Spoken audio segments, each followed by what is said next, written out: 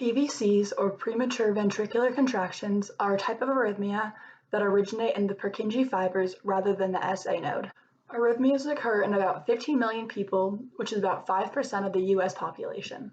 There are no known causes of PVCs, but some risks include being old, being male, previously experiencing hypertension, or having underlying ischemic heart disease. PVCs are mostly asymptomatic, but some symptoms include chest pain, skipped heartbeat, or heart palpitations. PVCs are visible on many different types of EKGs. These were taken on a portable 2-lead EKG that I wore for a couple of days. PVCs are characterized by a large divot before the QRS complex on the EKG.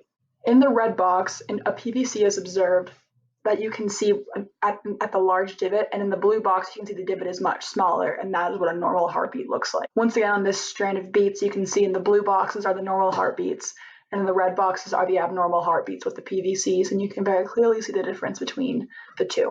Two other characteristics of PVCs on EKGs are a much wider QRS complex. Because the beat originates in the Purkinje fibers rather than the SA node, it takes longer for the signal to transmit from cell to cell, which means the QRS complex is much wider. The other characteristic is a pause after the extra beat, so the SA node can skip a beat and prepare for its next regularly scheduled heartbeat. There are a couple of other tools used to diagnose PVCs besides the EKG. A doctor may prescribe either a Holter monitor or an XT monitor. The Holter monitor was used in the past, but are not nearly as accurate as the XT monitors. The XT monitor is a 2-lead EKG that is much better at picking up PVCs as well as other arrhythmias. Another tool that may be used is a blood test to check levels of potassium, calcium, magnesium, and thyroid stimulating hormone in your blood. Two other tools are echocardiograms and MRIs to rule out any possible structural abnormalities. An echocardiogram is a heart ultrasound.